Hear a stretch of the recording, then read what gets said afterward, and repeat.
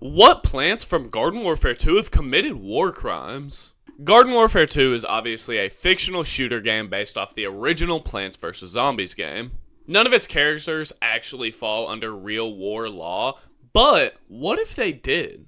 If they were put to the same exact laws that us humans have to follow in war, how many of them would violate those laws?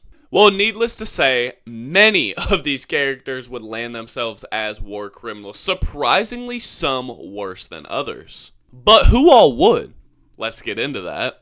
We're going to be breaking these plants into 3 different categories. The first is going to be the upstanding soldiers category, so obviously these are the ones who are just fine, they violate no crimes at all, maybe they even do a little bit extra.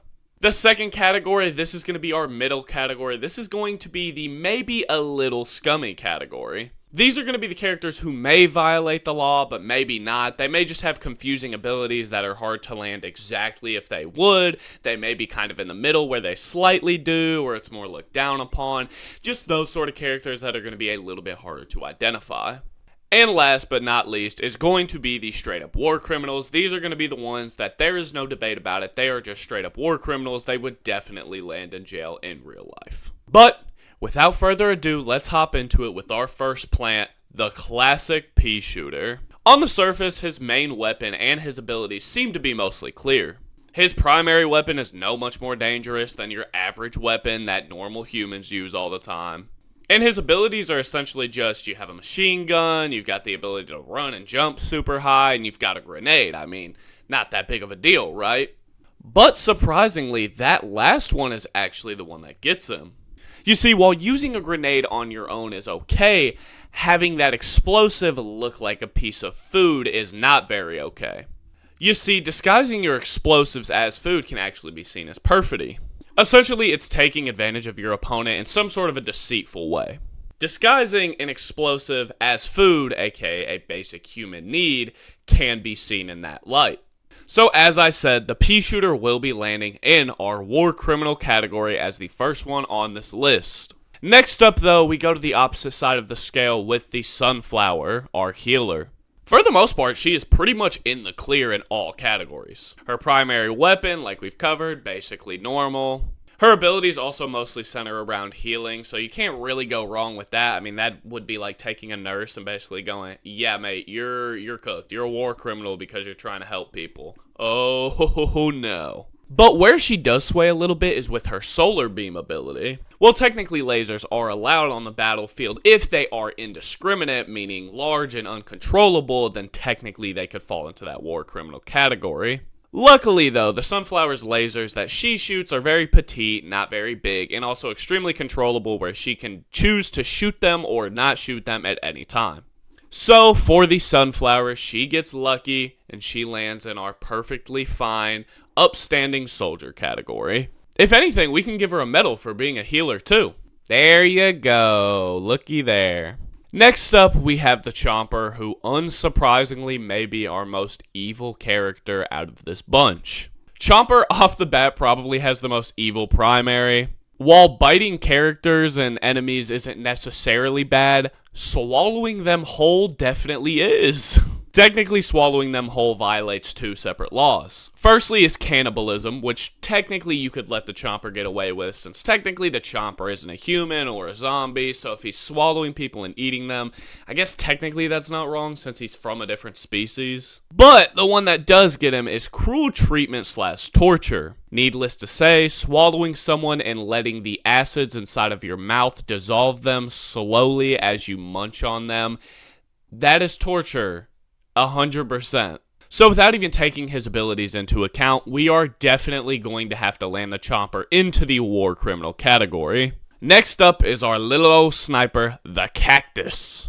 Like most, besides the Chomper, he pretty much clears with his weapon, as snipers are normal things used in battle all the time. His walnuts and garlic drone also pass the test as well, as those are both things used either in a defensive or offensive sort of set in real world war, so that is completely fine as well. But he does get a little spicy whenever it comes to his potato mines. You see, while mines are technically okay in battle, they are a little bit looked down upon depending on how you use them. You see, mines, if left unattended, can actually be a war crime because they can go and they can kill people because you aren't monitoring it. You don't know if an enemy or if a normal civilian, someone who is not guilty at all, is stepping on it. So technically, if that was to happen, it could be a criminal offense leaving your mines unattended. But where the Cactus kind of slides by a little bit is the fact that in-game, only enemies can step and explode his mines. For example, if a Peashooter, your friendly teammate, decides to walk over your potato mine, he will not explode. It will only be an enemy that will explode on your mine. So according to real in-game lore and how just the gameplay functions, he technically gets away with leaving his mines unattended because they will never explode unless it is an enemy. So while I don't think he technically fully gets away with this, I don't think he's an upstanding soldier, unfortunately. He's also not a war criminal, which is going to land him in our middle category.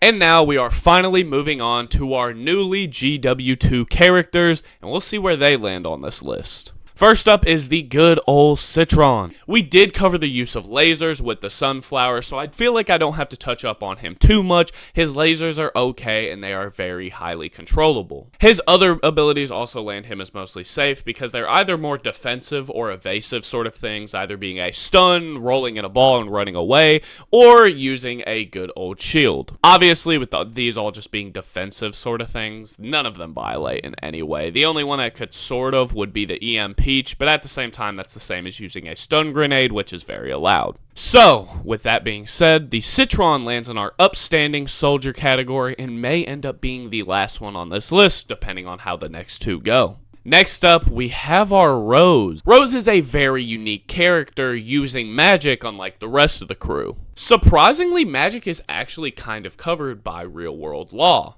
And it's actually looked extremely down upon if it was to ever be actually used. You see, with most magic, it ends up being very indiscriminate attacks, something where you are taking advantage of your opponent in a way that's not very normal and can be a little cruel. So I'm sorry, but if Harry Potter was on this list, he would definitely be a war criminal. Sorry, not sorry, Harry.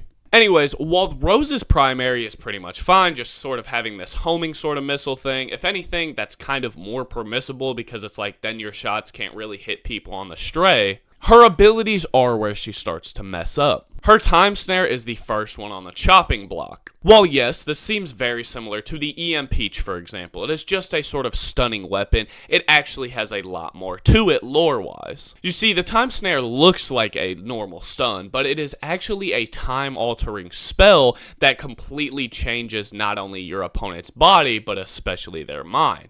Because of the fact that it messes with her enemy's mind and body, that is what's going to land her in a big red flag territory for us on this list. And not only that, but she has another ability called the Goatify ability, which literally morphs her enemy into a goat. While on the surface, this seems funny and all fun and games and haha hee hee ha ha. It's a lot more dangerous than that as you are biologically changing your opponent into something completely different, and biological warfare is very frowned upon. So anyways, with those two abilities being stated, she is going to land in a strong war criminal state and be right down there with Chomper, not so much Peashooter, but definitely Chomper.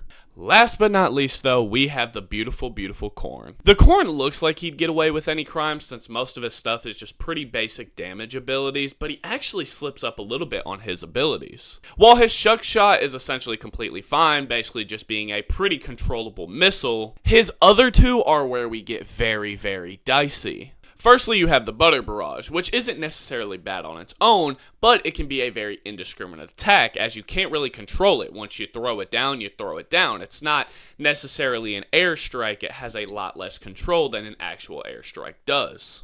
Along with that, his Husk Hop also kind of falls in the exact same thing. It's a little bit more controllable since he's the one jumping and he's the one shooting, but it still lands him in a pretty scary territory since he's kind of just spraying and praying down below him and not really looking at what's there. I mean, let's say he jumps and he doesn't really look exactly where he's jumping. Well, great, you just killed a random civilian. Good job, bro. So while the corn isn't a complete war criminal like something to the Peashooter where he knows he's doing something and he's getting away with it, I wouldn't say he's a complete saint either, so that's why he's going to land in our maybe a little scummy category with the Cactus. So, to end off, here are our final rankings for all of the plants. To end it off a little bit, I do want to say who I think the best soldier and the worst soldier are looking at all these people on this list. For our best soldier between the Sunflower and the Citron, I do have to go the Sunflower. While I feel like neither of them violate anything, which makes them absolutely amazing, the Sunflower is also a healer, which is just badass. I mean, you're sitting here and you're fighting all these people off, and at the same time, you're healing the guy next to you.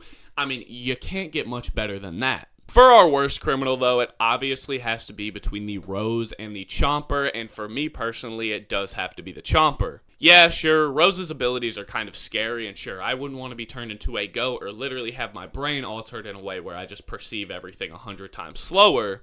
I would also much rather be turned into a goat for the rest of my life than swallowed and slowly devoured by this huge plant, like, just mouth-looking thingy. And then simultaneously, while I'm being devoured by this thing, I'm just getting slowly disintegrated by acid, slowly but surely. So yeah, the Chomper is definitely going to have to land as my worst soldier on this war criminal list.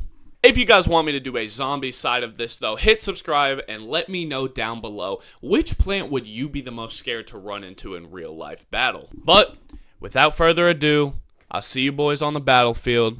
TOH out.